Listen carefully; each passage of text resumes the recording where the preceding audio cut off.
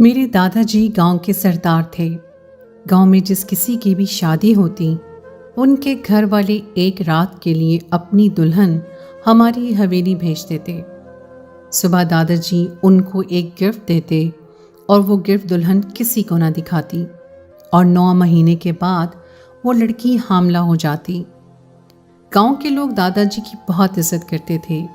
हैरत की बात ये थी कि दादाजी ने सख्ती से मना किया हुआ था कि मेरी शादी नहीं करवानी, और मेरी उम्र निकलती जा रही थी। एक दिन गांव से एक दुल्हन आई। उसको अपने कमरे में बंद करके खुद उसकी जगह दुल्हन बनकर दादाजी के कमरे में चली गई।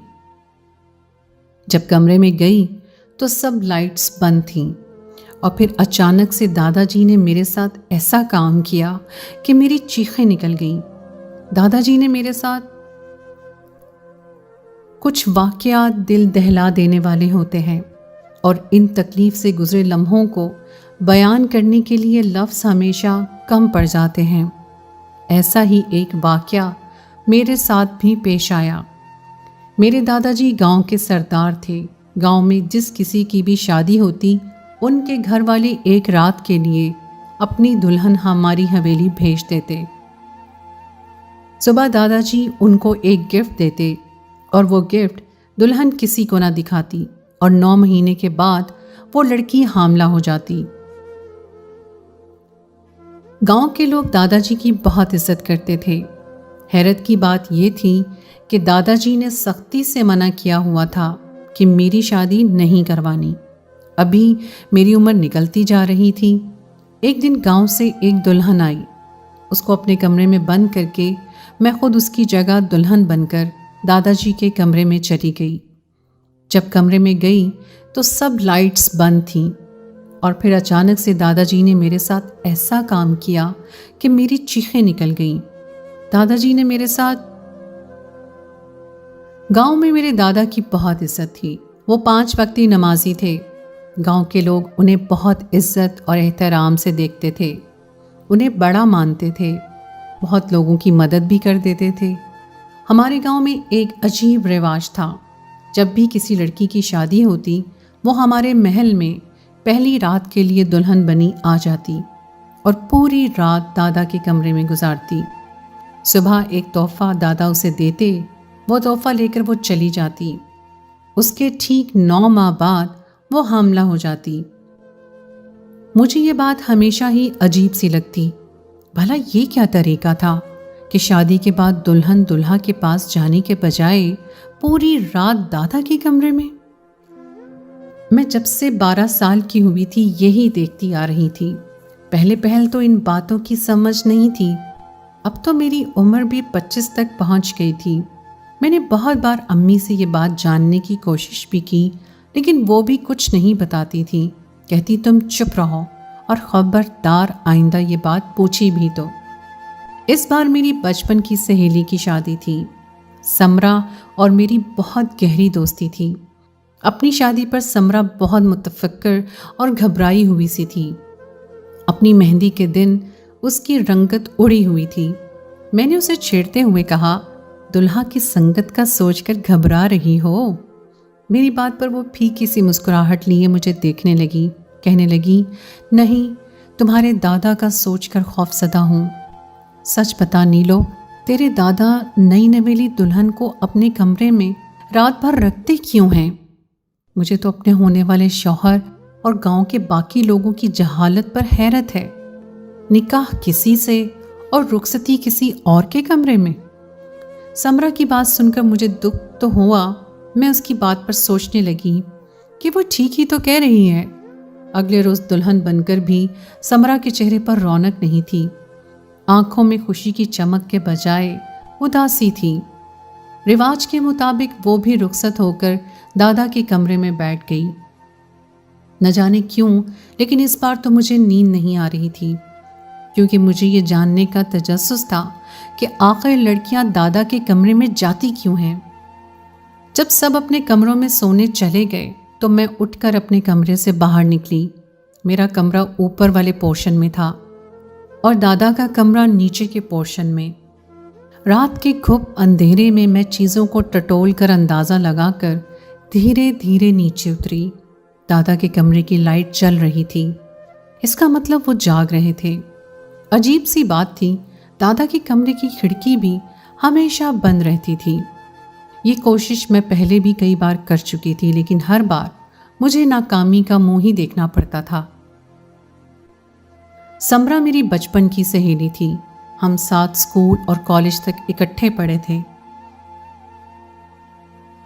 जब उसका रिश्ता तय हुआ, उस वक्त मेरे लिए भी एक बहुत अच्छा रिश्ता आया था। मेरी वालदा और वालिद भी इस रिश्ते पर रजामंद थे, लेकिन मेरे दादा ने साफ इनकार कर दिया कि नीलो का रिश्ता अभी नहीं करना। मुझे ये सुनकर हैरत भी हुई और अफसोस भी।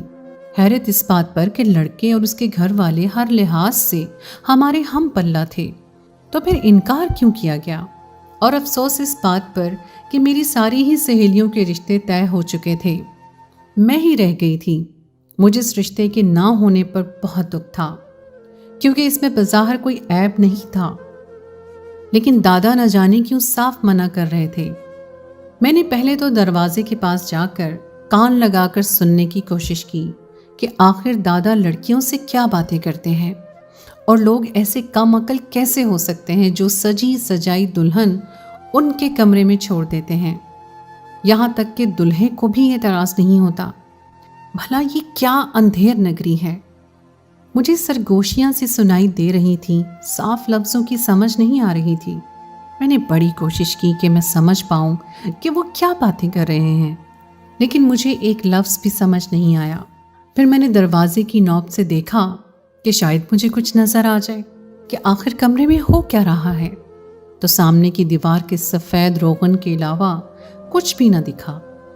मैं जितनी कोशिश कर सकती थी मैंने कर ली, लेकिन आज भी मैं मायूस होकर अपने कमरे में लौटी थी। कमरे में आकर मुझे नींद नहीं आ रही थी। बार बार ये ख्याल आता रहा कि आखिर कमरे में क्या हो रहा है। मुझे याद आने लगा कि जब मैं छोटी थी तो मैं इसी तरह एक दुल्हन को दादा के कमरे में जाते हुए देख रही थी। मैंने अम्मी से पूछा कि अम्मी, क्या आप भी शादी के बाद दादाजी के कमरे में गई थी? अम्मी ने कहा, चुप बेशरम, मैं तो बहू हूँ, उनकी बिल्कुल बेटियों जैसी। अम्मी ने मुझे डांट दिया था। मैं उस वक्त 16 साल की थी। मुझे तजस्सुस सा हुआ कि पूछूं दादाजी क्यों नई नवेली दुल्हन को अपने कमरे में लेकर जाते हैं। मैंने फिर अम्मी से कहा, तो दादा अंदर करते क्या हैं? मेरी बात पर उन्होंने एक थप्पड़ मेरे मुंह पर मारा। अम्मी ने कहा, जाओ यहाँ से, तुम्हारी उम्र नहीं है इन सब बातों की। मैं रोने लगी कि ये क्या बात हुई। दादा की उम्र है ऐसी हरकतें करने की जो वो कर रहे हैं। बहरहाल मैं पूरी रात सो नहीं पाई थी। सुबह ही नीचे उतर गई। मेरी दोस्त कमरे से बाहर आई तो उसके हाथ में एक तोहफे का डब्बा था। मैं फौरन से समरा के पास आ गई, उसका हाथ पकड़ा और उसे अपने कमरे में ले गई। वो अब भी एक फैंसी कपड़े पहने हुई थी, लेकिन चुप चुप से थी।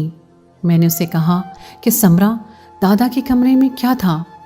दादा कमरे में करते क्या हैं? मेरी बात पर वो खाली खाली आंखों से मुझे देखने लगी। कहने लगी, मुझे मेरा शौहर लेने आ चुका है, मुझे जाना है, मेरा हाथ छोड़ दो। वो मुझसे अपना हाथ छुड़वा कर तेजी से मेरे कमरे से निकल गई। मुझे बड़ी हैरत हुई थी। ये तो मेरी दोस्त थी जो मुझसे कुछ भी नहीं छुपाती थी। हर बात समरा मुझसे ज़रूर करती थी, और जिस राज को मैं जानने के लिए इतने सालों से बेचैन थी, मुझे पूरी उम्मीद थी कि सुबह होते ही मुझ पर यह राज खुल जाएगा। मुझे फिर से मायूसी हुई थी। मुझे समरा पर गुस्सा भी आने लगा कि अगर उसके साथ कुछ गलत भी हुआ है तो उसे बताना चाहिए था। मुझे अपने दादा इस एक वजह से कभी अच्छे नहीं लगे थे, हालांकि उनका रवैया मुझसे बहुत शफकत वाला था। चचा की कोई औलाद नहीं थी और मैं भी अपने माँ बाप की इकलौती औलाद थी। मेरी अम्मी मुझे बताती कि दादी का इंतकाल उस वक्त हुआ था जब मेरे वालिद और चचा छोटे थे, लेकिन दादा ने दूसरी शादी नहीं करवाई। अम्मी तो इस बात को ऐसे कह रही थी जैसे दादा ने दादी के नाम सारी उम्र गुजार दी हो। मुझे सुनकर ताज्जुब हुआ था। मैंने दिल में सोचा, अच्छा होता जो दूसरी शादी कर ही लेते। दूसरी दादी कम से कम उन्हें ये सब जुल्म तो ना करने देती जो हर नई दुल्हन के साथ ये करते हैं। मैंने भी दिल में पक्का इरादा कर लिया था कि समरा से सच उगलवा कर रहूंगी। चंद दिन के बाद मैं समरा के ससुराल पहुंच गई। उस वक्त वो बिल्कुल नॉर्मल सी थी। मुझे देखकर मुस्कुरा कर गले मिली। अपने ससुराल में मेरा तारुफ करवाने लगी। उसका शौहर भी मुझसे खुश इखलाकी से मिला। मुझे उसके शौहर को देखकर कहीं नहीं लग रहा था कि उसे अपनी दुल्हन एक रात दादा के पास भेजने से कोई एतराज़ या नाराज़गी होगी। मैंने समरा से कहा, हम अकेले में बैठकर बातें कर सकते हैं। वो ये सुनकर कुछ मुतज़ब्ज़ब सी हुई, लेकिन मैं खुद ही उसे उसके कमरे का पूछने लगी। वो मुझे अपने कमरे में ले गई। जब मैंने दोबारा से समरा से वही सवाल दोहराया तो वो गुस्से से उखड़ गई। कहने लगी, मुझसे क्या पूछ रही हो, जाकर अपने दादा से पूछ लो। मैंने कहा, अगर तुम्हारे साथ कुछ गलत हुआ है तो तुम चुप क्यों हो? तुम्हें सबको बताना चाहिए। मेरी बात सुनकर वो चिल्ला कर बोली, मैं सिर्फ तुम्हारी वजह से चुप हूं, समझी? अब निकलो मेरे घर से। और तुम्हें ज्यादा ही जानने का शौक है तो किसी दिन खुद दुल्हन बनकर दादा के कमरे में बैठ जाना, सच पता चल जाएगा तुम्हें। वो हद दर्जा गुस्से में थी। मैं घर वापस लौट आई। पहले तो मुझे समरा के घर जाने पर बहुत अफसोस हुआ। मैं समरा के लिए दिली हमदर्दी महसूस करते हुए गई थी, लेकिन उसने मेरा ज़रा लिहाज नहीं किया था। क्या क्या मुझे नहीं सुनाया था।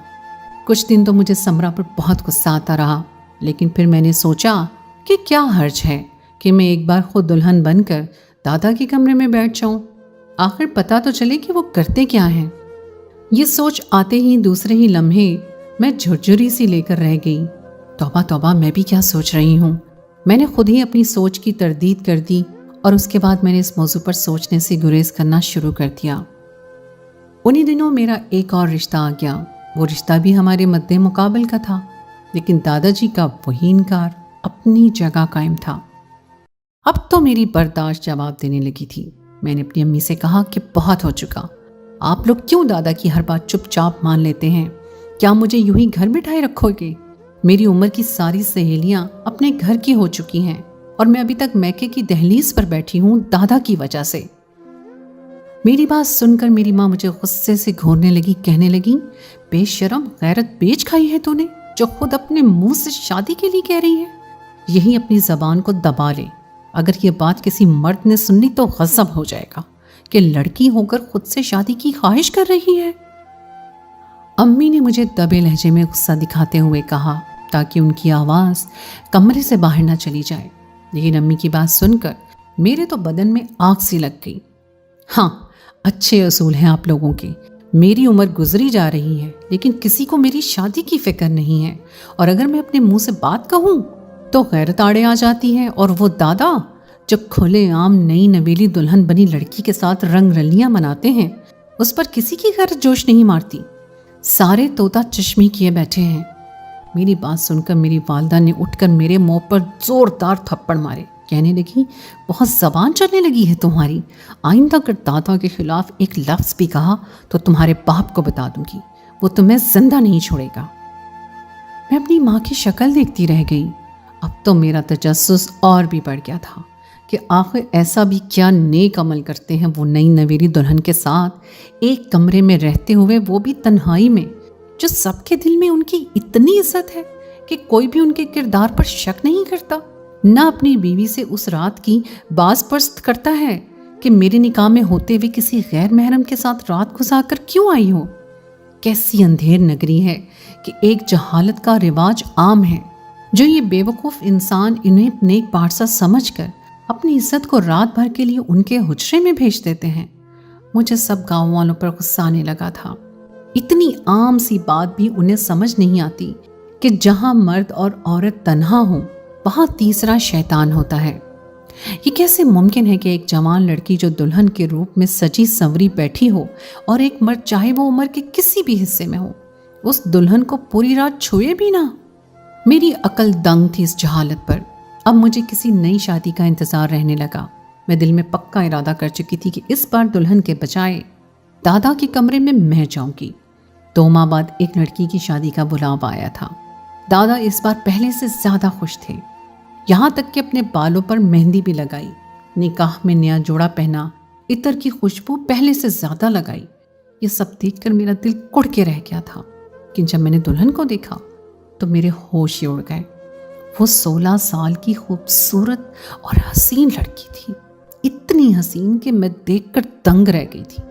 وہ لڑکی پوری طرح گھبرائی ہوئی اور بدحواس تھی۔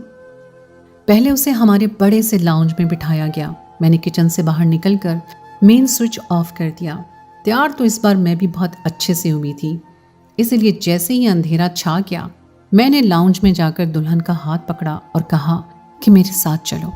میں اسے اپنے کمرے میں لے گئی۔ میں نے جلدی سے اس کا دوپٹہ اتارا اور خود پر اوڑھ لیا، اپنا دوپٹہ اسے دیا اور کہا کہ تم میرے کمرے سے باہر مت نکلنا۔ وہ مجھے حیرت سے دیکھ رہی تھی۔ میں نے دوپٹے سے اپنا گھونگھٹ نکالا اور نیچے جا کر دلہن کی جگہ پر بیٹھ گئی۔ اس کے کچھ دیر بعد ہی کسی نے مین سوئچ آن کر دیا۔ سب یہ پریشان تھے کہ مین سوئچ بند کس نے کیا تھا۔ پھر مجھے دلہن سمجھ کر دادا کے کمرے میں بٹھا دیا۔ میرا دل نہ جانے کیوں خوف سے پھڑ پھڑا رہا تھا۔ اتنا بڑا قدم تو اٹھا لیا تھا، لیکن اب بہت گھبرا رہی تھی۔ اگر میرا پول کھل گیا تو میرے ماں باپ تو مجھے بہت ماریں گے، لیکن اب کیا ہو سکتا تھا۔ میں اس وقت دادا کے کمرے میں دلہن کی جگہ بیٹھ چکی تھی۔ دادا نے جب کمرے میں داخل ہو کر اپنے کمرے کا دروازہ بند کیا، مجھے لگا میرا دل بھی بند ہو گیا ہوگا۔ اگر وہ میرا گھونگھٹ اٹھا لیں گے تو تب کیا ہوگا، یہ سوچ سوچ کر میرے اندر سے جان نکلی ہوئی تھی۔ کچھ ہی دیر میں دادا میرے سامنے بیٹھ گئے، کہنے لگے، آج تک جتنی بھی لڑکیاں میرے پاس آئی ہیں، تم ان میں سے سب سے زیادہ کم عمر اور حسین ہو۔ میں تم سے یہ کہنا چاہتا ہوں کہ میں تمہیں کل واپس نہیں جانے دوں گا۔ تمہیں کل طلاق دلوا کر اپنے پاس ہی رکھوں گا، کیونکہ میرا تم پر دل آ گیا ہے۔ اس سے پہلے کہ وہ میرا گھونگھٹ اٹھاتے میں نے کہا، یہ کیسے ممکن ہے، میں کسی اور کی دلہن ہوں۔ وہ کہنے لگے، میں کہہ دوں گا کہ تم کردار کی اچھی نہیں ہو۔ میری بات پر سب میرا یقین کریں گے۔ اگر تم میری بات آرام سے مان لو گی تو میں تمہیں اپنی جائیداد سے بہت کچھ دوں گا۔ میں نے کہا، مجھے اعتراض نہیں، مجھے ویسے بھی اپنا شوہر پسند نہیں ہے، میں آپ کے ساتھ باخوشی رہنا چاہوں گی۔ اگر آپ میری ایک شرط مان لیں۔ تو وہ کہنے لگے، جو کہو گی میں ضرور پورا کروں گا۔ میں نے کہا، آپ میرا گھونگھٹ اٹھائے بنا مجھے اپنی ہر سچائی سے آگاہ کر دیں تو میں ساری زندگی آپ کی داسی بن کر گزار دوں گی۔ وہ کہنے لگے، ٹھیک ہے، تم تو بہت اچھی ہو جو میری بات باخوشی ماننے کو تیار ہو گئی ہو۔ صبح ہی میں تمہارے بارے میں ایک غلط فہمی لوگوں کے دلوں میں ڈال دوں گا کہ یہ لڑکی با کردار نہیں ہے، تمہارا شوہر تمہیں چھوڑ دے گا، اور میں کہوں گا کہ میرا دل بہت نرم ہے، اس لیے میں اسے اپنا لیتا ہوں۔ میں نے کہا، اب آپ مجھے یہ بتائیں، آپ نے کیسے لوگوں کو بے وقوف بنا لیا؟ میری بات پر وہ ہنس کر بولے، یہ بھولے بھالے بے وقوف گاؤں کے لوگ ہیں، ایسے ہی معقول قسم کے انہیں بس ذہنی طور پہ، ایسے ہی نامعقول قسم کے انہیں بس ذہنی طور پر مطمئن کر دو تو یہ نسل در نسل ایک ہی بات کو بنا سوچے سمجھے کسی رواج کی طرح اپنائے رکھتے ہیں۔ پھر وہ بولے کہ وہ شروع سے ہی سب کے دلوں میں اپنی نیک نامی کی دھاک بٹھا چکے تھے۔ جب دادی کا انتقال ہوا، انہوں نے یہ اعلان کر دیا کہ وہ دوسری شادی نہیں کریں گے، کیونکہ ان کے خواب میں ایک نیک بزرگ آنے لگے ہیں جن کی نیک روح ان کے اندر پرواز کر جاتی ہے، اور وہ ہر با کردار لڑکی کا کردار ایک رات میں ہی جان جاتے ہیں، اور وہ پاک روح عورت کی خواہش سے پاک ہے۔ اس عورت کو بنا چھوئے ہی ایک عمل کرنے سے اس کی پاک دامنی بتا دیتی ہے، بلکہ وہ عمل پورا پڑھنا پڑتا ہے۔ لوگ یہ سن کر میرے دادا کی بات پر یقین کرنے لگے۔ دادا کو عورت کی ہوس تھی، اس لیے وہ اپنی نفسی خواہش کو پورا کرنے کے لیے یہ راہ اپنائے ہوئے تھے۔ ہر کنواری لڑکی کو وہ رات کو کہہ دیتے کہ تم یہ دودھ پی لو اور سو جاؤ تاکہ میں اپنا عمل شروع کروں۔ جیسے ہی وہ دودھ پی لیتی اور نشے کی وجہ سے سو جاتی، وہ اپنی خواہش اس سے پوری کر لیتے، اور صبح ایک تحفہ اس کے ہاتھ میں رکھ دیتے جس میں سونے کی کوئی انگوٹھی ہوتی، اور کہتے، اگر اس ڈبے میں انگوٹھی نکلی تو سمجھ جانا کہ تم پاک دامن ہو۔ پہل تو لڑکیاں یہی بات مان لیتی تھی، لیکن سمرا نے دودھ پینے سے انکار کر دیا تھا۔ یہ بات دادا نے خود بتائی کہ وہ لڑکی بہت تیز تھی۔ کہنے لگی، میرے ساتھ چال چلنے کی ضرورت نہیں ہے، میں دودھ ہرگز نہیں پیوں گی، چپ چاپ سے جو پڑھائی کرنی ہے وہ کرو، ورنہ تمہارے ڈھونگی ہونے کا شور مچا دوں گی۔ دادا نے کہا وہ پہلی لڑکی تھی جس سے وہ ڈر گئے تھے۔ उसे पूरी रात गुनाह के लिए उकसाते रहे, पैसों और तोहफों की लालच भी देते रहे, लेकिन वो किसी तौर ना मानी। बस इतना करने में मुसम्मम रही कि दादा की सच्चाई किसी को नहीं बताएगी।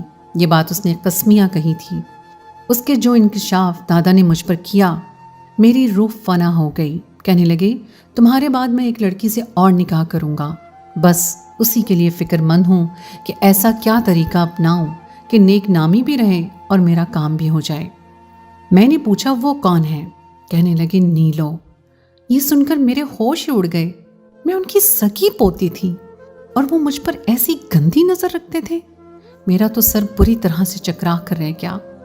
ये मैं क्या सुन रही थी? किससे सुन रही थी?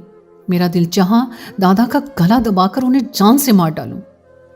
मेरे गले में गिरह पड़ने लगी। मैं जिस असियत से दो चार थी, शायद मेरे पास अल्फाज नहीं थे। मैंने कहा, बड़े मियाँ, वो आपकी सगी पोती है। मेरी बात पर वो हंसने लगे। कहने लगे, काहे की सगी? वो लय पालक है। मेरे दोनों बच्चे औलाद से महरूम थे। ये लड़की मेरी बहू की भतीजी है। जैसे ही इस लड़की ने जवानी की दहलीज पर कदम रखा, मुझे ये अच्छी लगने लगी। तब से मैंने ये सोच रखा है कि ऐसा क्या करूं कि उसे अपना लूं, क्योंकि दुनिया के सामने वो मेरी पोती है। इसीलिए आज तक मैंने उस लड़की का रिश्ता नहीं होने दिया। लेकिन अब एक तरकीब सोच रहा हूं, वो ही आजमाऊंगा। सब खुशी खुशी उसकी शादी मुझसे कर देंगे। ये सुनकर मेरे होश खोने लगे। कोई इतना भी घटिया हो सकता है?